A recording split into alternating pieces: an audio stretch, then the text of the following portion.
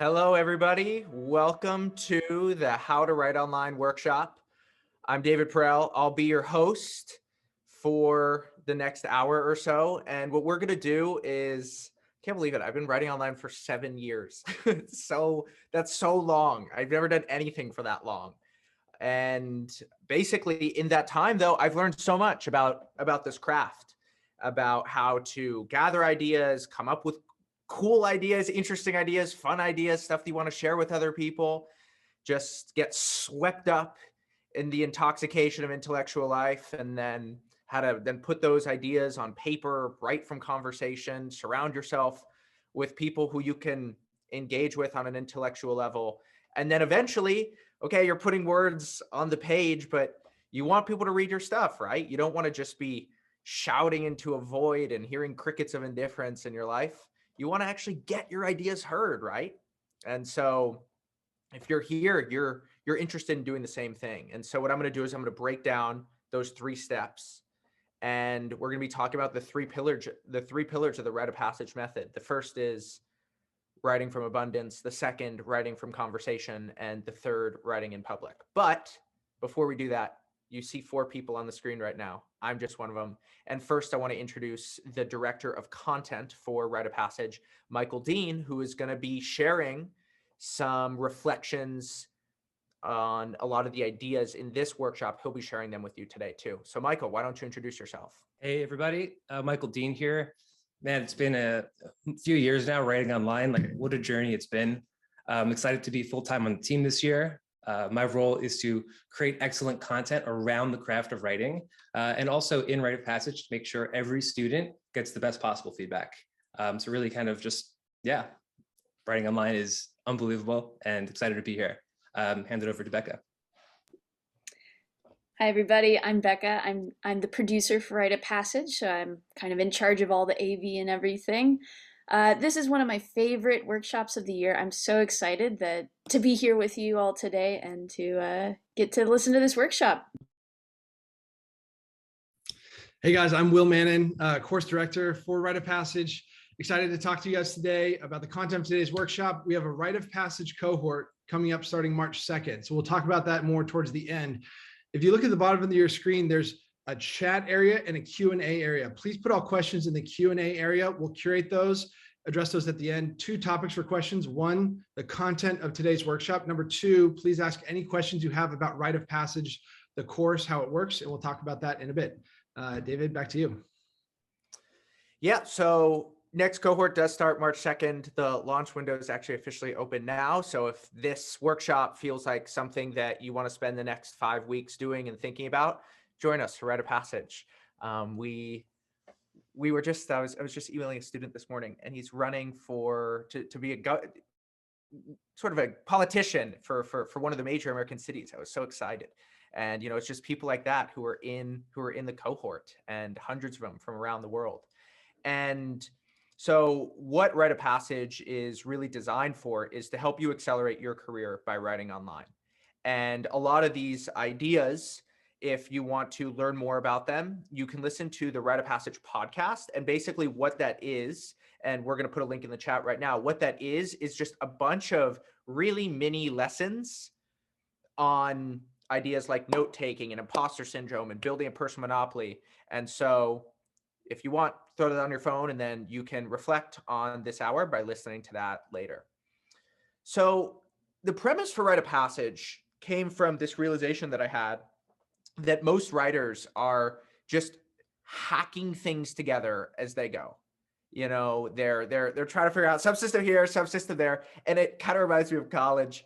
I had a friend, it was a college roommate, his name was Walker, and so gracious, so kind, and gave me this speaker system. And I remember having to bring together all the copper wires. I had to order them on Amazon, and I just couldn't figure it out.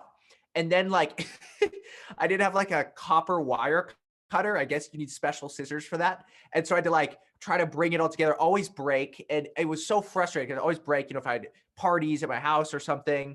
And I felt like I was just, figuring things out with YouTube videos, whatever. And it was one thing here, one thing there. And it was just no unified system. And one day I got a Sonos, and it just no wires, connects to Wi-Fi, just works perfectly, all integrated.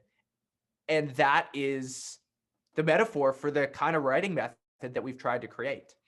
And so the rite of passage method is built off 3 ideas, and we're going to go through all of them together. The first is writing from abundance, where you collect ideas regularly so you don't have to start writing from scratch. You know that feeling when it's like, okay, I'm going to sit down, you know, it's you got 4 hours to write or something. You're like, I'm going to sit down and I'm going to write. And you're all determined, you know, you got 2 cups of coffee today instead of 1. And you start looking at the blank page and you just get stressed out because you're like, what do I write? How do I do this? And so writing from abundance is an antidote to that problem. The second is writing from conversation. So often we think of writing as this solo experience, or you gotta like go get a cabin in the woods to go write whatever it is. And unless you like leave society, you're not gonna be able to write. No, like writing can be a social experience. It'd be fun. You can have conversations with people, and you can surround yourself with people who ignite an intellectual fire inside of you. And then the third pillar is writing in public. You know, writing is just a means to an end so often, and you can create opportunities for yourself, and you can create serendipity in your life by sharing ideas with other people. And so we're going to go through exactly how you do all 3 of those things. And so the first that I want to start off with is write from abundance. And I'm going to plant my flag in the ground, ladies and gentlemen. You need a note-taking system. I'm serious. I think that this helps so much. At least it helped me. This was like the big bang that got me started with writing. It was like before there was no universe, and then after there was universe, and it was expanding and crazy stuff started to happen. And so what that means is building this capture habit. So, you know, you're reading books, you're reading articles, maybe you're on social media, you're reading articles on the internet, and you want to take all those things and put them in some central place that can be searched. You can go back to it over time, and your ideas are saved on a computer, which has perfect memory. Not going to forget stuff. Once it's saved, it's going to be there.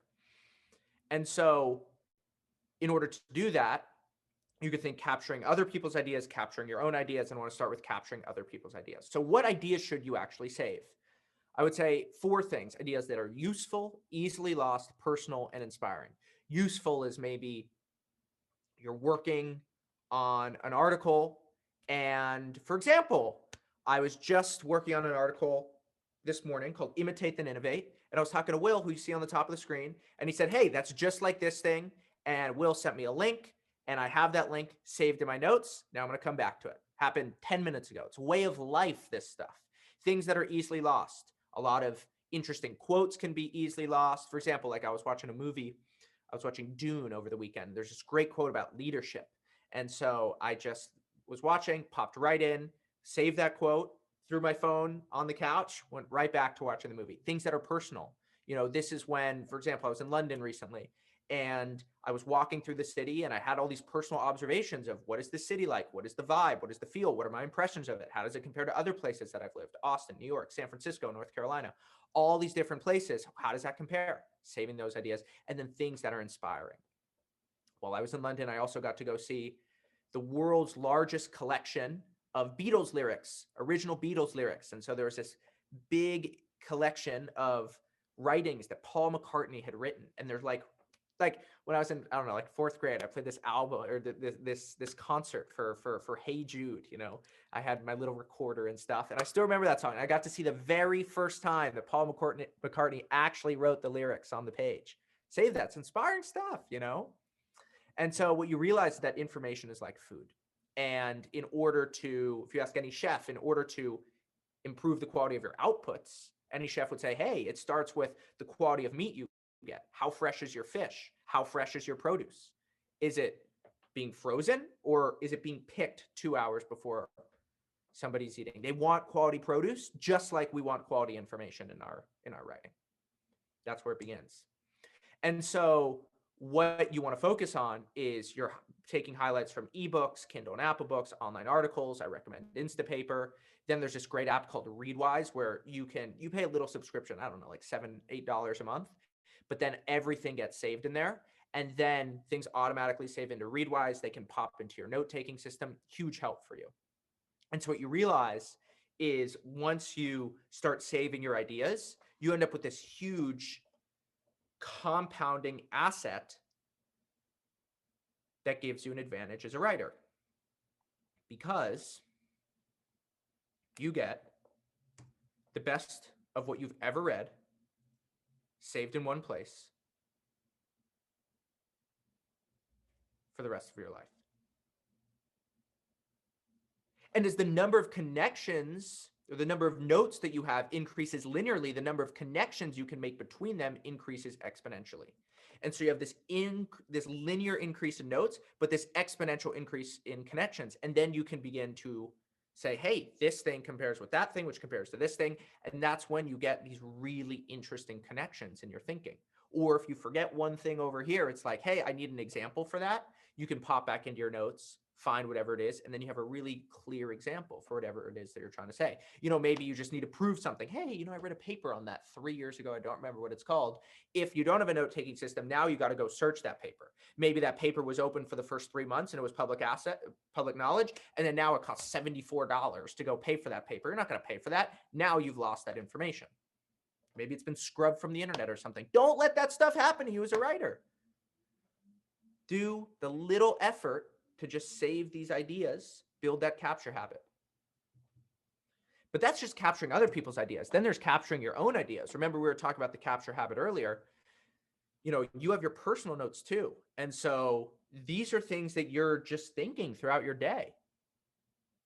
Will, what was that metaphor that you said yesterday about the personal notes? You're sort of adding stuff. It's like the log or whatever. What was it? It was really good. Yeah, it was sort of like, people are very familiar with the Instagram story where you're going through your day, just filming little 10-second snippets of what's going on. And one way to think about capturing your personal ideas is, instead of filming an Instagram story, you have a little file on your Notion, or even a note on your phone where you're just jotting down little observations, nuanced things you pick up as you go about your day. That can become raw material for things you then go to write about when you sit down to write.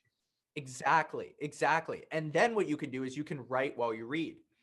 So what'll happen is I'll be reading something and I will just say, hey, like, this is interesting. You can highlight and say, I'm, thinking about, okay, like the quality of ingredients helps you with whatever your output is. And so now I start thinking about, okay, like I'm typing, I'm sort of thinking out loud, talking about reading bad articles. It's all very meta. And what I'm doing is I'm thinking while I'm in that state of reading, I'm writing that down. So then when I come back to write about information filters in the future, I can then refer to this note, refer to that quote, and give myself some context. It's the same thing if I'm reading an article or something. I'll do the same thing. I'll just pop in and just start taking notes. And most people, they're just reading. They're just consuming. They're not actually engaging with the material. And so something they read 9 months ago, like a year and a half ago, like those ideas that you had when you were reading that thing on an airplane or at night on a Sunday, where did that thinking go? It probably is just withered away, lost to time. And if you're interested, I have a video called Building an Idea Factory with Ali Abdal that we're going to drop the link in the chat, which really goes into, okay, how do you then use your own ideas, other people's ideas, to then begin to build this idea factory where you're just always coming up with new ways of thinking. And then what helps too is you build a digital diary. My favorite book from 2021, and I'm sort of embarrassed by it. And I'll tell you why. Because I'm like one of those guys. If you come up to me and you go, oh, David, I need a book recommendation. I'm somebody who wants to give you a book you've never heard of, a book you've never seen before, some obscure book that's going to make me look smart or something. Wow, David, really reads outside of the canon, what everybody else is doing. No, my favorite book of last year is Green Lights by Matthew McConaughey. It's like #1 best-selling book when I bought it at the Atlanta airport. It's like you walk into the bookstore, it's right there. No shame whatsoever. It is such a good book. And the way that he wrote it was he wrote in his diary for like 30 years or something, collected all these notes, and then all these photos, all these quotes, and then he basically went off into the woods and came back. And what he did was collected all the ideas, all the stories, all the funny stuff, the insights he had, all that stuff, and he turned into a book. And it was so much better, he said, because he had collected all those notes throughout all those years. So I do the same thing. You know, McConaughey's got photos. So I got photos of Will and I recording live modules for Rite of Passage, college graduation, me and my little sister. And what helps me is when I'm trying to get notes is what I'll do is I'll use this app called Otter. And the app, what it allows you to do is, my sister just texted me. How crazy is that? She just texted me. I just saw a little notification pop up. That's crazy. And so I'll use Otter, and what I can do is I can speak into my phone and it gives me this automatic transcript. And so what that then allows me to do is I feel you. Like taking notes can take a while. You know, you got to block off time. What I'll just do is I'll open up Otter. If I got a 20-minute walk home or something, I'll just talk into my phone and it'll auto transcribe, and it's exceptional. It's exceptional. And then what I'll do is I'll take that and I'll move it into that centralized note-taking system. So that if I have a thought and I'm like, hey, my mind's going a little right now, I can save that idea for the rest of my life. And so I can now return to things that I thought about years ago. And so in Rite of Passage, we have this video. It's actually probably top 5 favorite things I've ever produced, a 47-minute video on exactly how you build this information capture setup, exactly how you do it, very tactical. And then we sort of have a strategic look at exactly how to do this. Go super in depth on this in week 1. And so some questions to ask yourself are like, in terms of things to save, what are your go-to stories? What are the stories that always get a laugh, that always make people go, pretty good story? Save those things. What are things that are insightful? You know, in what ways do you surprise your peers with your knowledge or expertise? Are there any memories that you don't want to forget? Or experiences, once in a lifetime moments and opportunities? Or just super mundane things, you know, like you're having dinner at a restaurant that you've been to a million times, and now you notice something that you'd never noticed before. Like, for example, the mundane things I think are sometimes more interesting. At some point, I'm going to write this definitive guide to Austin, Texas, where I live now. And I've just been collecting notes, sort of comparing it to other cities for a year and a half. It's just all saved in one central place. And actually, it reminds me of this story. So I don't know, this was probably 4 years ago. I had lunch with a friend at this really good burger place in New York City, sort of in Greenwich Village, West Village, actually.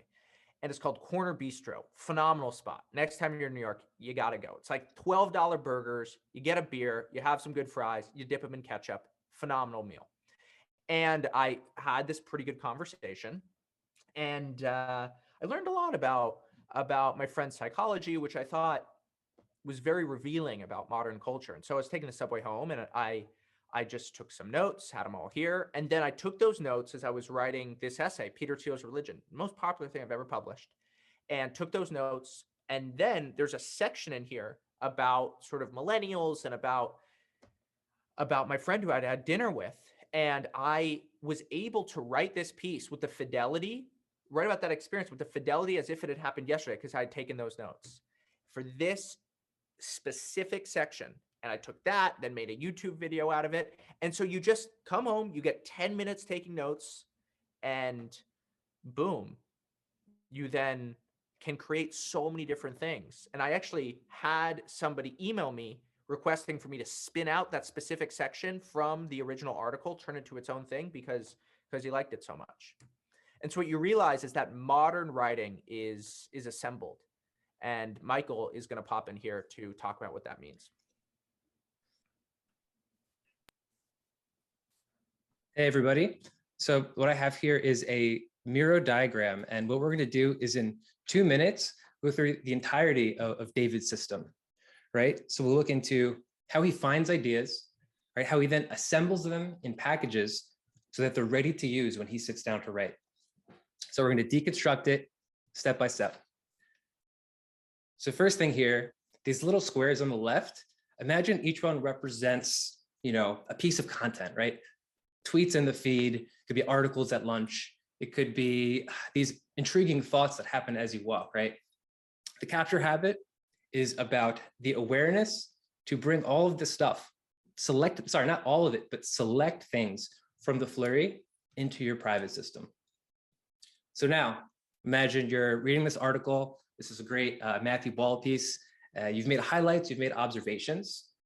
what's the next step from this point, right? If you look into an info capture system, when you start, it can get pretty overwhelming, pretty crazy, pretty fast, right? So what's the one thing that will kind of help this, right? What's the one thing to convert your inputs into outputs? And what David does is he assigns these inputs to notebooks, right? He uses them in Evernote. It could be a Roam tag, it can be a Notion, but there's hot notebooks and there's cold notebooks. And it's worth looking at the difference between them. So a hot notebook is really specific. It's a potential essay. You can see each one has a title, right? Laws of the internet, the microwave economy, Peter Thiel's religion. They're specific. If you look at cold notebooks, these are general topics, people. Maybe there's no immediate essay you have in mind, but like David said, he's collecting all of this ammo on Austin, and eventually he's gonna write that guide. So I think this image is important because it really shows where writing from abundance starts from, right? You don't just start from the blank page, but the idea is you look through your note-taking system and you find where are the constellations of ideas, right? Which essays or topics are bursting with notes and are ready to be written. So on the right here, we're going to look at the microwave economy, right? This is an article David wrote. You can see up top, he has some personal reflections. He has his shiny dime, which is the main idea. But when you get into the body of the piece, you can see how there's these 5 references, right? And you can imagine these all came from his note-taking system. There's books on technology. There's a children's books he's referencing. There's thoughts on Taoism, on motorcycles, on productivity concepts. These ideas, you might never, associate them together, but little by little, he's adding notes into his system and they all came together.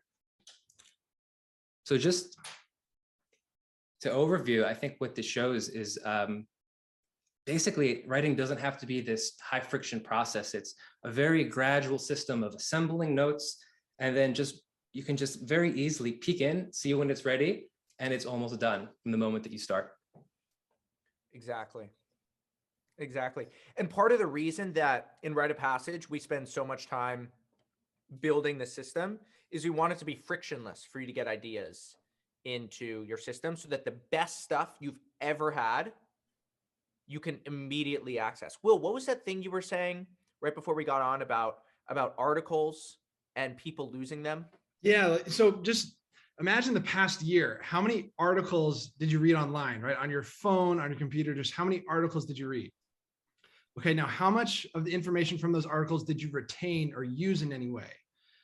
If you're anything like me, I used to read so many articles per year just in my browser, and I wasn't using them. If you join Rite of Passage, we'll show you this particular tool you can use to highlight the best parts of each article you read, save that in your info capture system. Then when you go to write, you can draw from that information from those articles and use that as building blocks for your essays. So something to think about.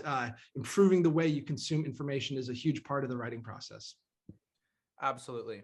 And so what you realize as you begin to take notes is that you can read to connect the dots and then read to collect the dots and write to connect them. And so you're reading, and what you're doing is, like, often when you're taking notes, every specific idea is just a dot. So you got this dot, this dot, this dot, this dot, and you don't really think much of it. You're just sort of collecting dots. It's what you do when you're reading, when you're living life, having conversations.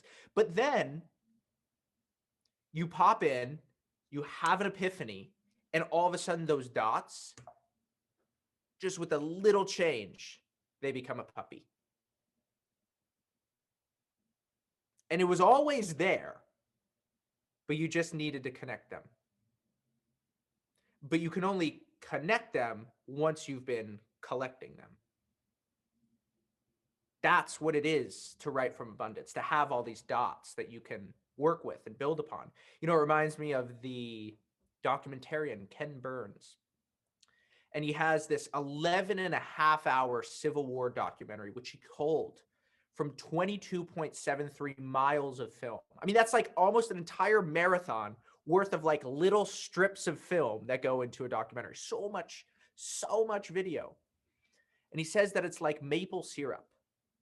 That the way that you make maple syrup is you need about 40 or 50 gallons of sap for 1 gallon of that sweet, sweet, sweet maple syrup that we get to douse on our pancakes.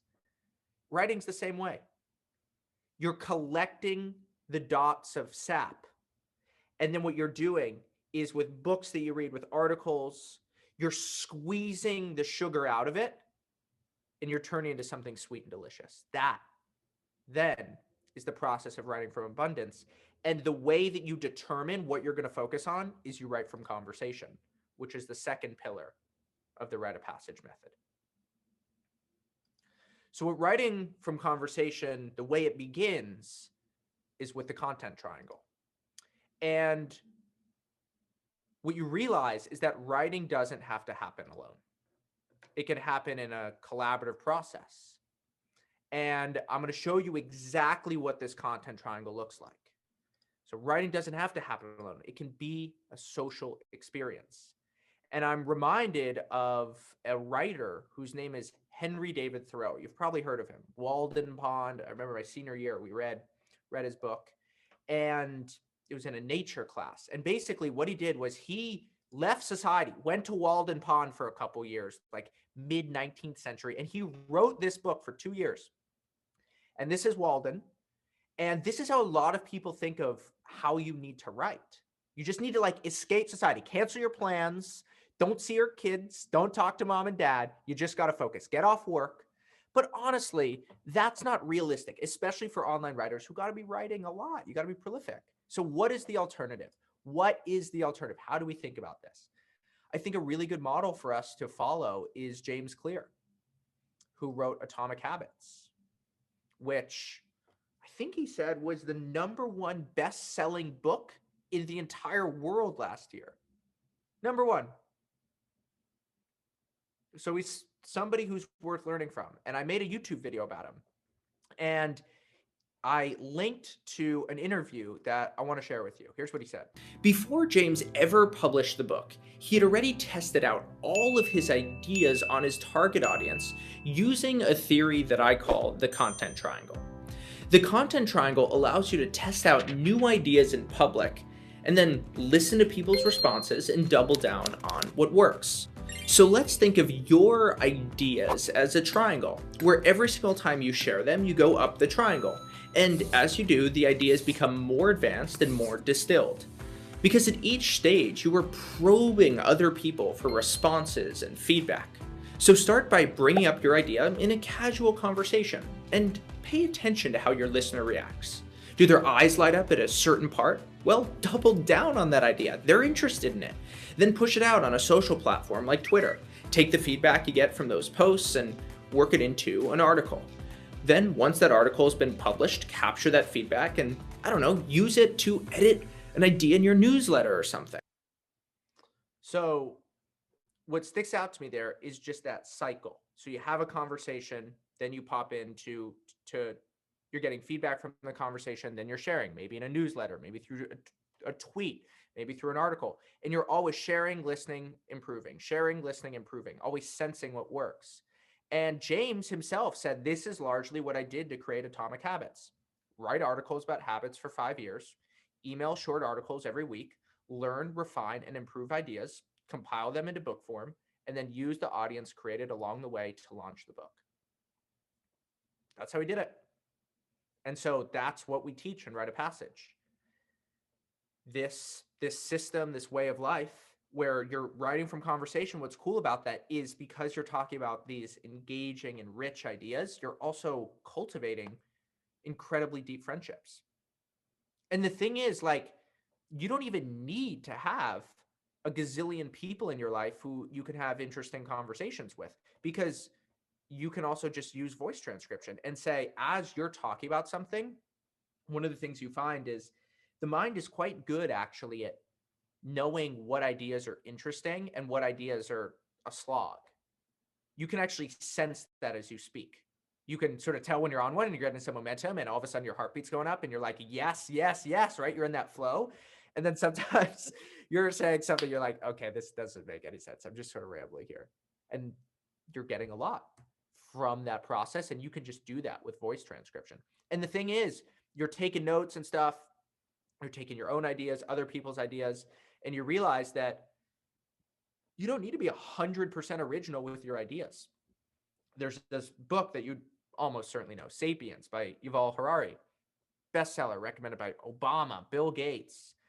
And I was reading this New Yorker profile of him. I was like, okay, I'm kind of interested in this guy. Let's see what there is to learn. And this line just jumped out of me. I thought it was so interesting and so revealing. Harari goes, I thought, this is so banal. There is absolutely nothing in there that is new. I'm not an archaeologist. I'm not a primatologist. I mean, I did zero new research. It was really reading the kind of common knowledge and just presenting it in a new way. That's what he said. Best-selling book. Seen it all over the world, that thing. The red letters, the white page. Same thing. There's 1,010 biographies of Winston Churchill. 1,010 biographies of Winston Churchill. Like, you don't need to be the first person to write about whatever it is that you're writing about. And when you realize that by writing from conversation, you can identify of the things that you're picking up on what's interesting. But now I want to really get into, okay, so these are comments about writing from abundance and writing from conversation that I think are things that you're doing away from the page. Now, how about in terms of actual writing? What do you do? How do you improve that? And we have a motto in Write a Passage where we say, don't just write words, write music. And what's so cool about this idea is it's so intuitive, it's going to freak you out. It's so intuitive that you already know this. Who is it who said that all learning is just memory? Or some famous philosopher that if I remembered the name of, I would sound smart. But this is a really good example. Okay, here we go. This is from Gary Provost. I love this. This sentence has 5 words. Here are 5 more words. 5-word sentences are fine, but several together become monotonous. Listen to what is happening. The writing is getting boring. The sound of it drones. It's like a stuck record. The ear demands some variety. Here, everything's sort of the same sentence length, right? There's not a lot of difference and rhythm and change. But now listen. I vary the sentence length and I create music. Music. The writing sings. It has a pleasant rhythm, a lilt, a harmony. I use short sentences, and I use sentences of medium length. And sometimes, when I'm certain the reader is rested, I will engage him with a sentence of considerable length, a sentence that burns with energy and builds with the impetus of a crescendo, the roll of the drums, the crash of the cymbals, sounds that say, listen to this, it is important. So write with a combination of short, medium, and long sentences. Create a sound that pleases the reader's ear. Don't just write words. Write music.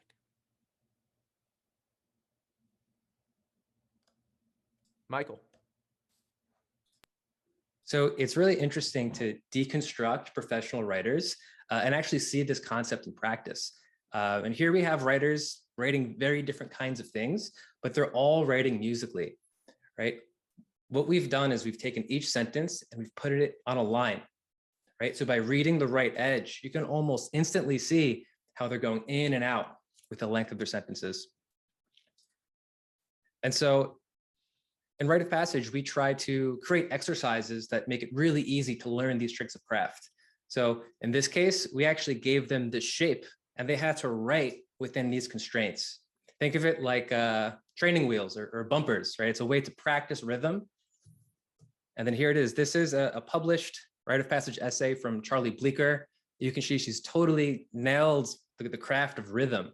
And yeah, just a reminder to, if you're trying to really hone this craft as you draft, just do a sentence per line, right? You can read the right edge and it's a barometer for how musical your writing is. Michael, what I love about this is how simple it is. And I think it speaks to what we focus on in Rite of Passage. It's just like the utter simplicity of this, of like, you can just look at it and tell. What I like about it is you already know how to do this. And it's not just that. if you ever just listen to a speaker, or if you're speaking well about something, if you were to transcribe what you said, you're out at the bar with some friends, you're at a party, hanging out with your parents, talking to them, you will notice that you already do this. You're ready to do it. And so a lot of what we're trying to do in Rite of Passage is, rather than just like your 7th grade English teacher just giving you all these new tricks, no passive voice, this thing, that thing. We just want to give you really simple ideas that are very intuitive, that you could just be like, okay, I have these frameworks that I can incorporate, and it's not taking a ton of effort, but that doesn't mean that it isn't super useful. But because it's very intuitive, it's very comprehensive in terms of its ability to speak to so many different kinds of writing that you're going to be doing in your life. And another framework that we always come back to in the course is what we call imitate, then innovate. And what I've realized is that, ironically, the more that we imitate others, the more that we discover our unique style. And I'm going to share some examples first from writing and Hunter S. Thompson, and then show you like Tarantino and stuff. It's cool. You see this, once you see this, you see it all over the place. Hunter S. Thompson handwrote every word of The Great Gatsby multiple times just so what he could feel what it was like to write a world-class novel.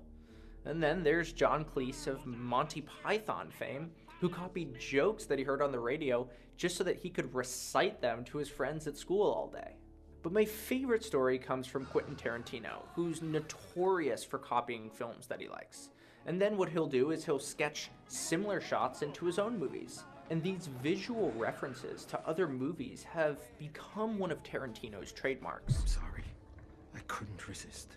And paradoxically, it's because of that copying that Tarantino has a more unique style than just about any film director in the world. And it's from Tarantino that we learned that the road to originality is paved with the inspiration of others. So one of the things that we're going to do in Rite of Passage is we're going to look at our favorite writers and also like our favorite musicians. And we're going to say, what do they have in common? And we're going to deconstruct what it is that they're doing. And then we're going to try to bring that into our own writing through this process of imitate then innovate. And so you see this with, Tarantino, Hunter S. Thompson. And so bringing all these things together, we have a concept that we call fast writing. And just comparing the Rite of Passage method to what we learned in school is sort of this research first, write second model, where you spend a bunch of time throughout the semester, you're researching, and then you write at the end of the semester.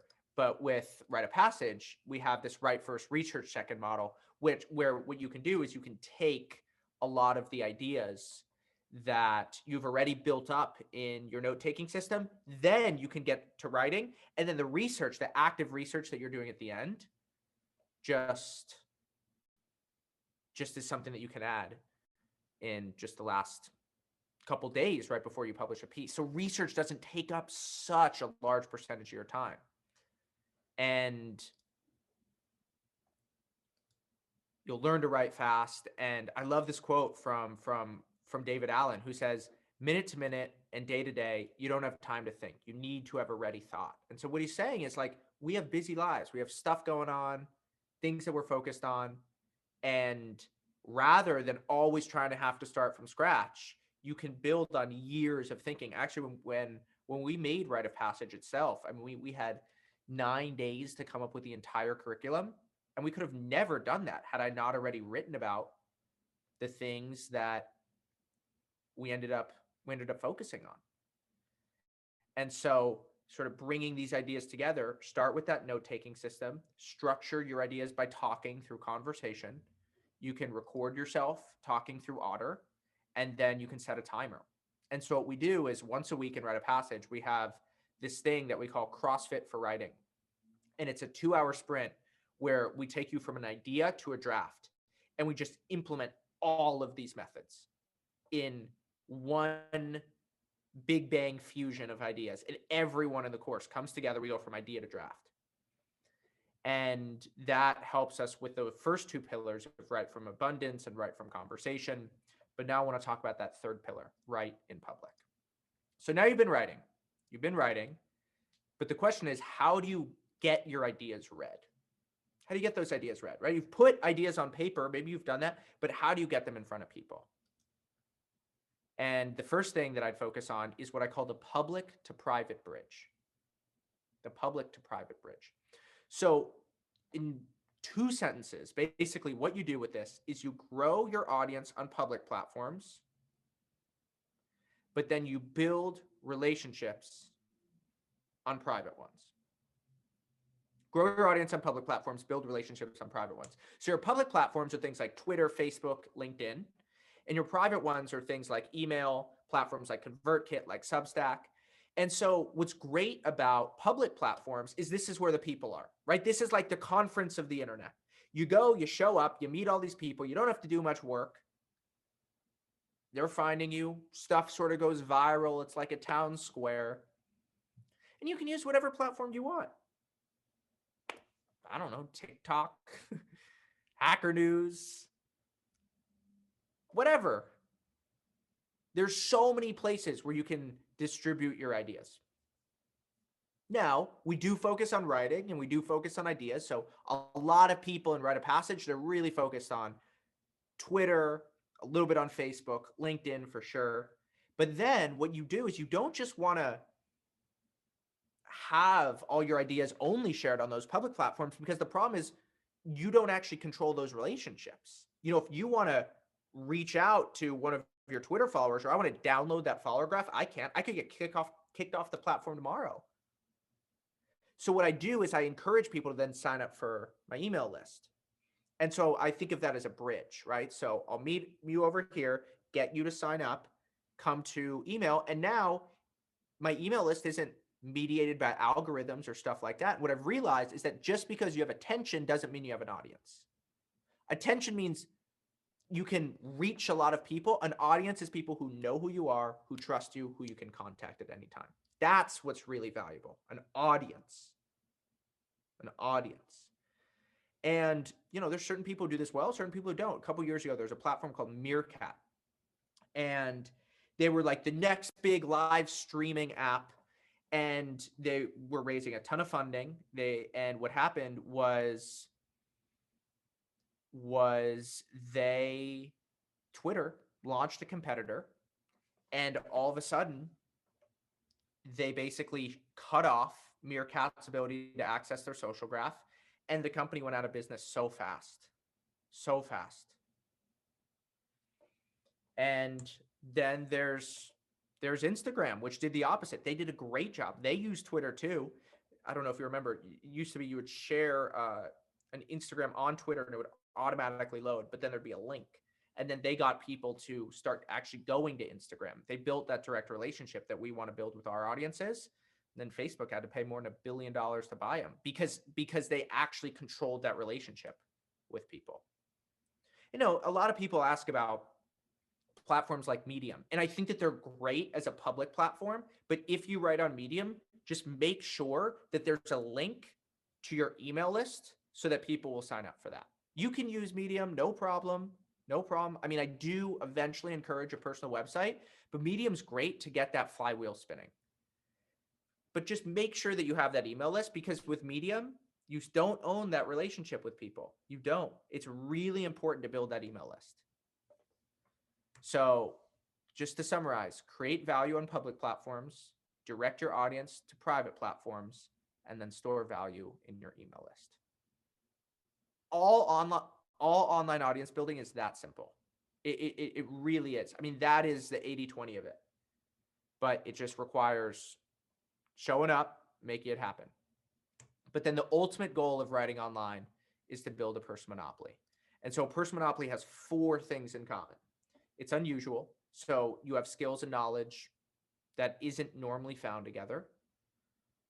My friend Ed Lattimore is in the house, and he's a physicist and a boxer.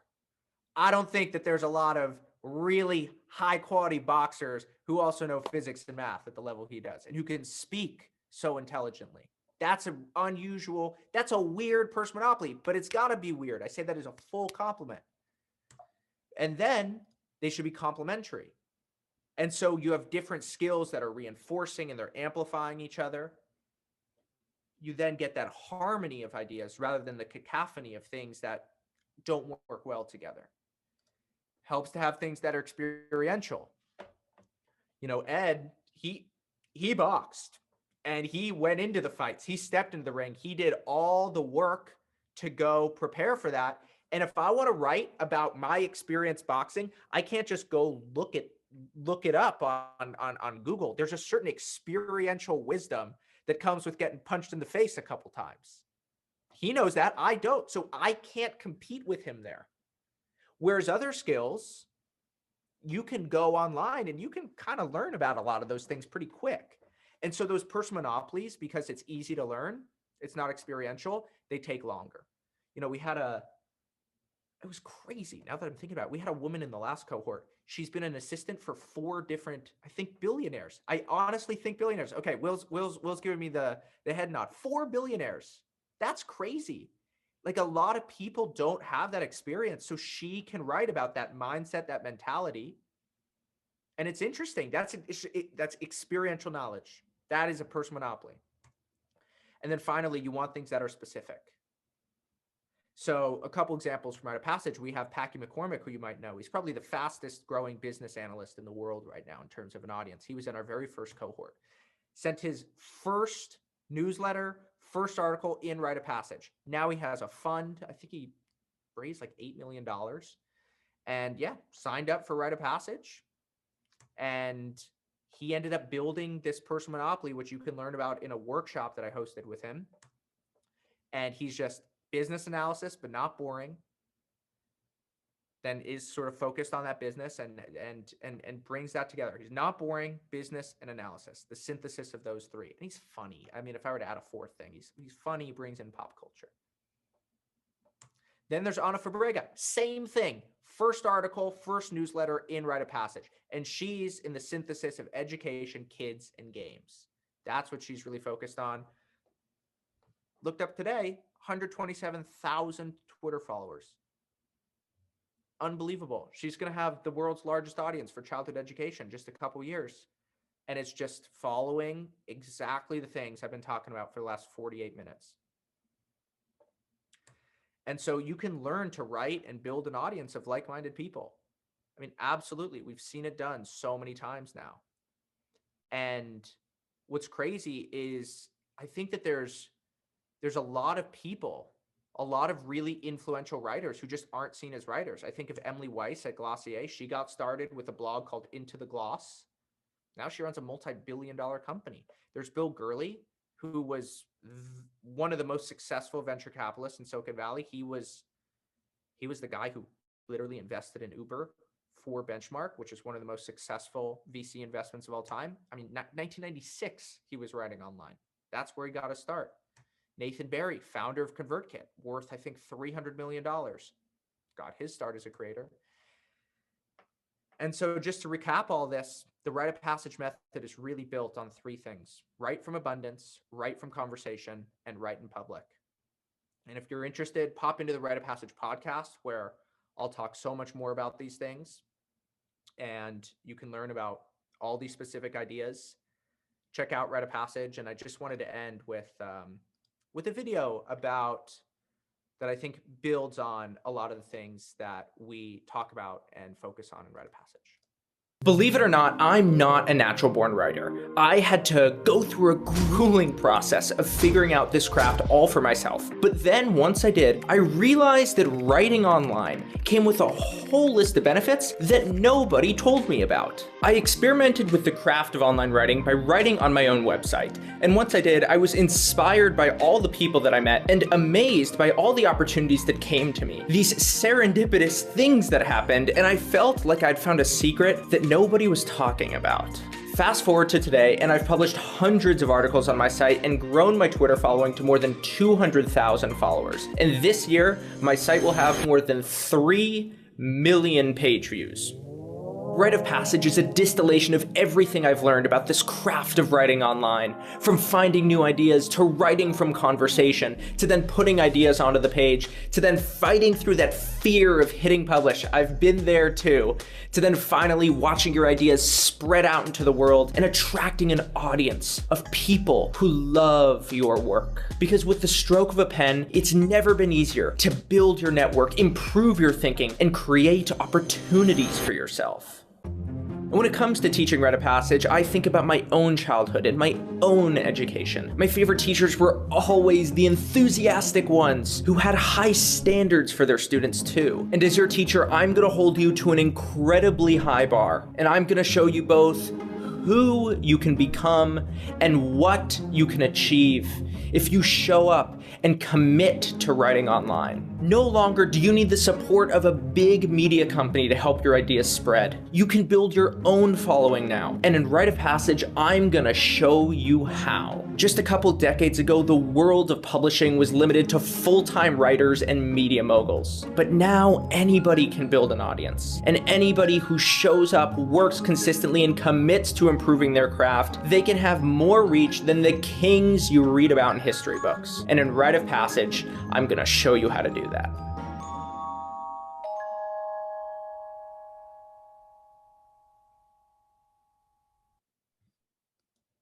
All right, guys, want to move into some Q&A. Have a bunch of good questions in the chat. So David, first thing, just talk to people who are on this call. They're really enjoying what you're saying. They believe in what you're saying, but they're scared to get started. They're scared to put their name behind their words out on the internet. What do you say to people who are scared to hit publish and get started?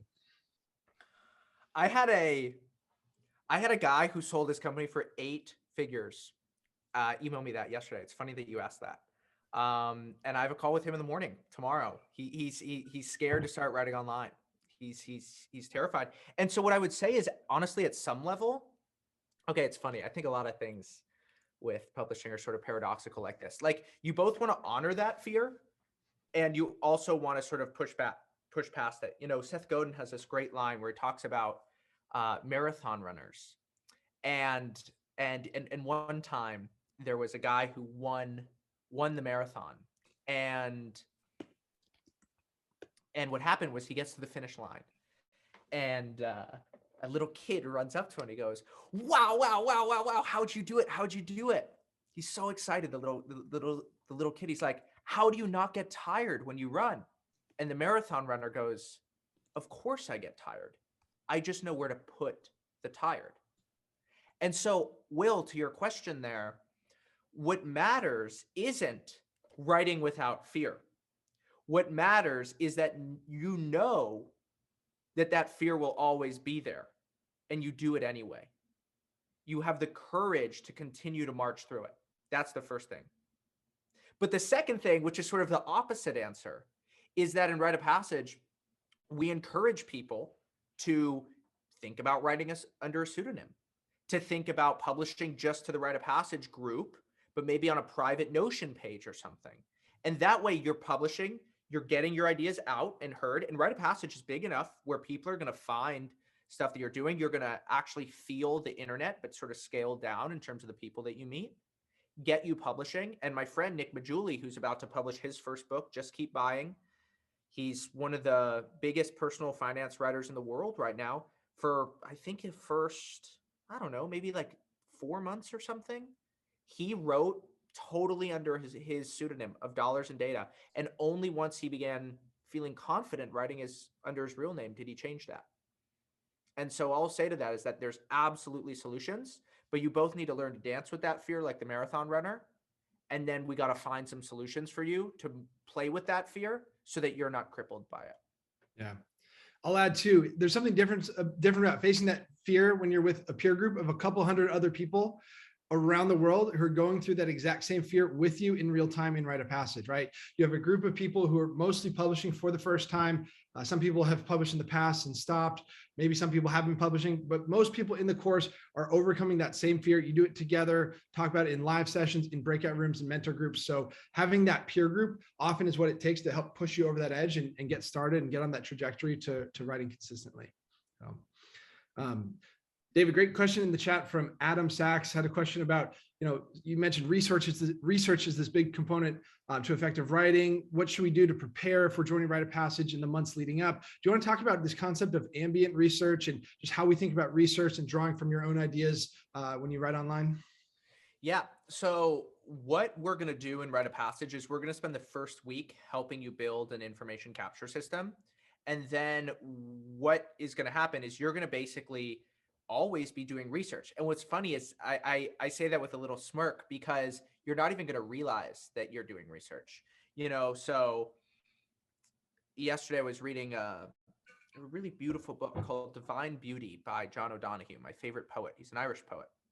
And there's just little lines that I highlight, and I'm always just saying, okay, I'm going to just do the little step of highlighting and saving. And what I'm doing there is passively collecting ideas, doing research for some future piece that I'm going to write. And then what happens is all that happens ambiently throughout the course of your day. I'm always saving and collecting ideas. And then what happens is you start writing, like Michael was saying earlier, you look, okay, within that soup of ideas, he said, what can I then put into words? Where do things come out? And then at the end, maybe you got to do a little bit research at the end. And that then is sort of adding just a little bit of stuff to just make sure that things are really solid. But in school, that really deliberate research where you have to sort of block out days of your life in order to work on something, that can now happen in the background ambiently so that you can get a lot more writing done, both at a higher quality and with way less time. Really. Will, anything you'd want to add to that? I just emphasize the support you get before the course starts. So if you join the course now, the enrollment window is open now till February 21st.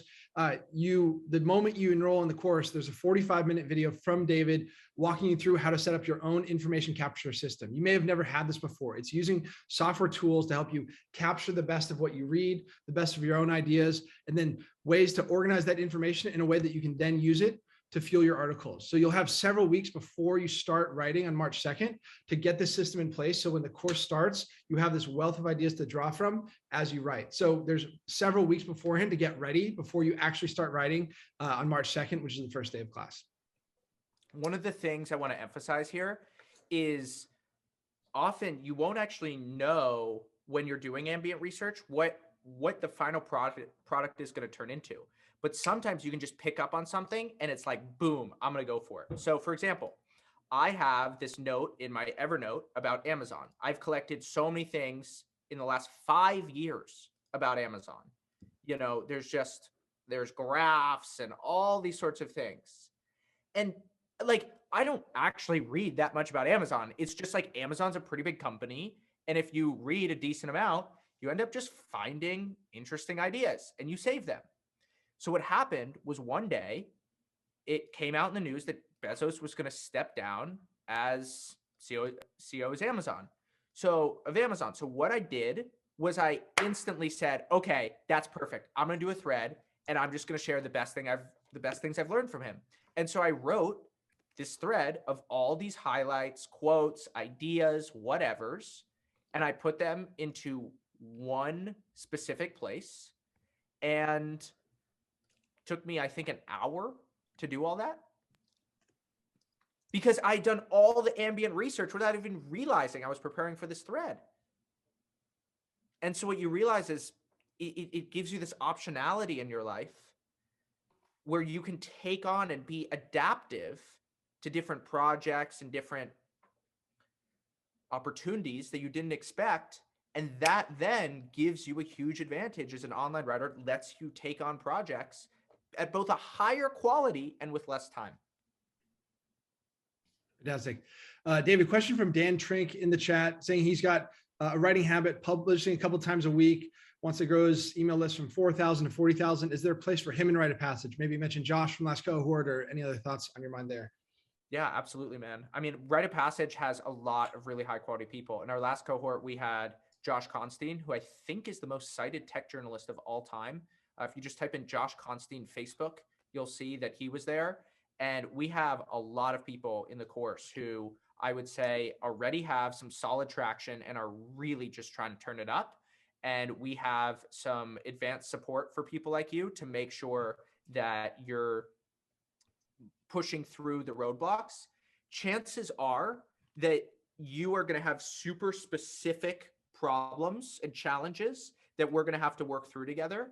And Rite of Passage can absolutely be an answer to that. But also, I wouldn't be surprised if you've done a lot of these things, sort of figured certain things out intuitively. And then what we're going to do is, based on the things you've already done, map on some framework so that you can be more intentional about the things that you're already doing and squeeze more juice from the fruits you already have. We had a question in the chat. Just, if I want to learn to write better and not worry about building an audience or monetizing, is this the right course for me? I'll briefly say there's sometimes 3 different buckets we like to think about with Rite of Passage.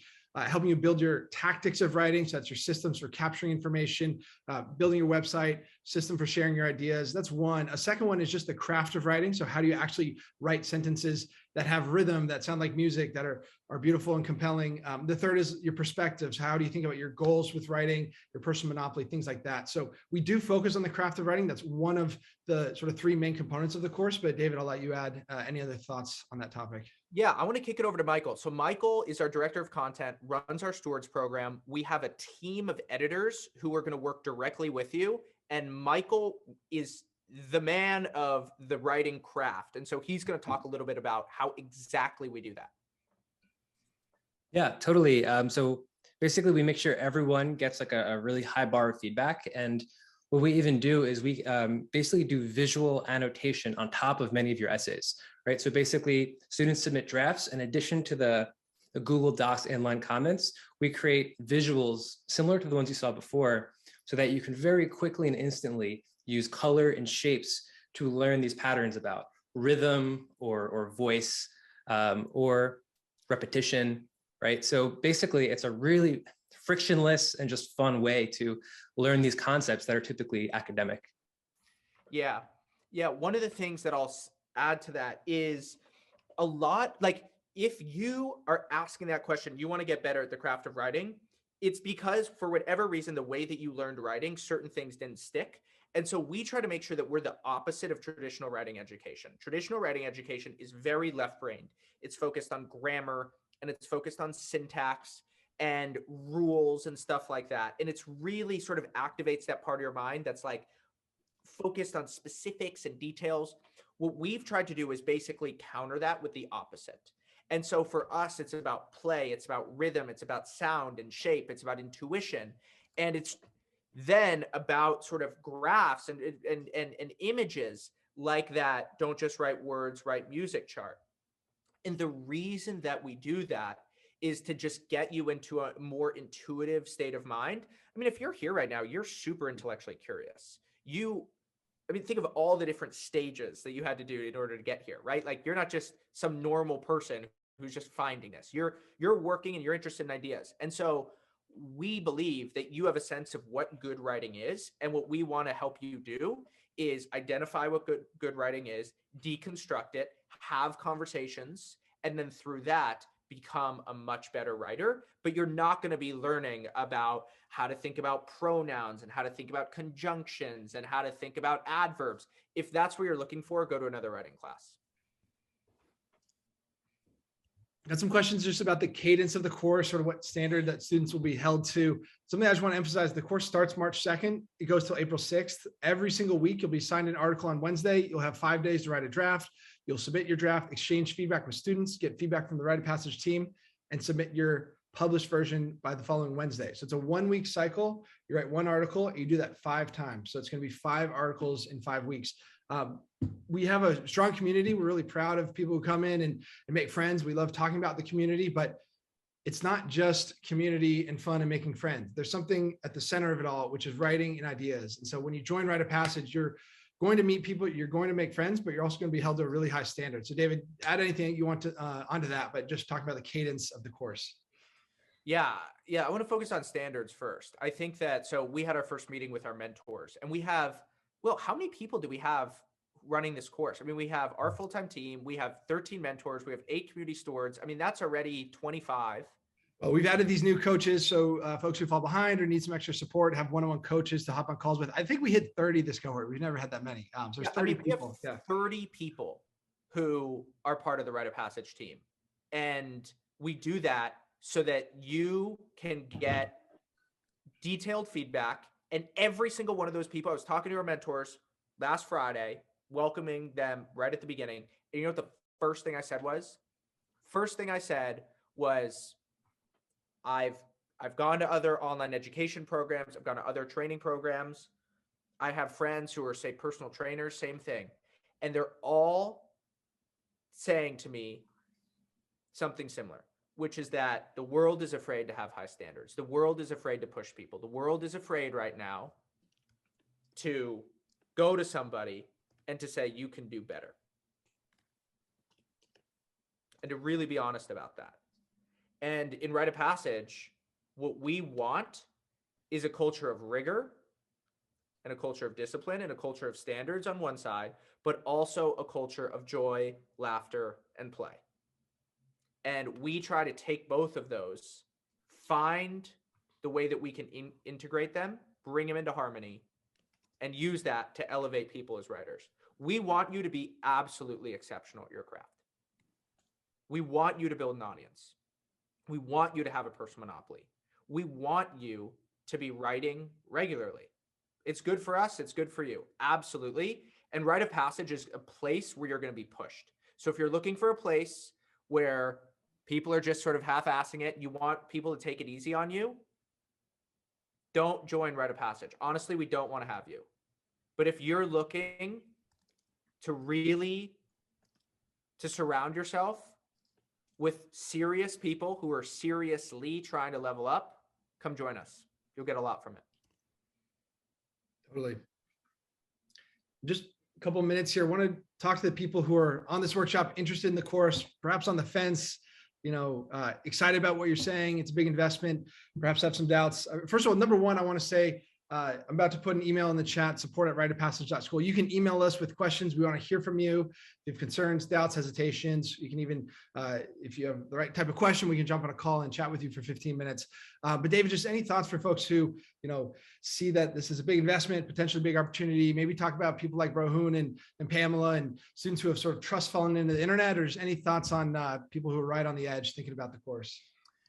Yeah, we'll end it with this. John Doerr, the famous Silicon Valley venture capitalist, said that the internet is the largest legal wealth creation tool in human history. And there's so much out there about the downsides of the internet. The turmoil, the division, the strife, the fighting. There's so much out there about it. And all of our lives have been irrevocably shaped by the internet. And that's what everyone's talking about. But you also have something in your pocket where you can tap with your fingers on glass and at no cost whatsoever, reach billions of people. We've seen that what the internet does is it's a matching tool. eBay connects buyers and sellers. Uber, I want to ride, somebody has a car and some free time. Airbnb, I'm traveling to Budapest, I need a place to stay, somebody has an open spot. But there's also an opportunity for the internet to match you with future career opportunities. Maybe you're feeling stuck in your career. You're working a job that you hate. You're not getting paid as much as you need to. You're struggling to pay the bills and you're pissed off. Maybe you want to start a business and you're worried that you're going to give away tons of your company to venture capitalists, or you just don't know how you're going to get those initial customers. Well, you have an audience and that becomes a lot easier. A lot of the risk in starting a business goes away. And then the final one is, when I started writing online, I was so frustrated. I was in college and I was so interested in ideas. I'm just intoxicated by new ways of thinking about the world, new frameworks, new concepts. And so I'd sit home and I'd watch videos on YouTube with incredible lecturers. I'd read articles, read books, and I'd go try to talk to people in my physical life. the people that I was hanging out with, and no one wanted to talk about these ideas with me. I felt like I was trying to live a noble life, and I felt insane for trying to do so. And what happened was writing online cured that intellectual loneliness for me. And it cured that intellectual loneliness because I put ideas out into the world that I cared about. And now I can show up to a workshop like this where 1,600 people sign up because of an idea that I just had that I put out in the world. And all of us here, hundreds of people still, we're all united around that same thing.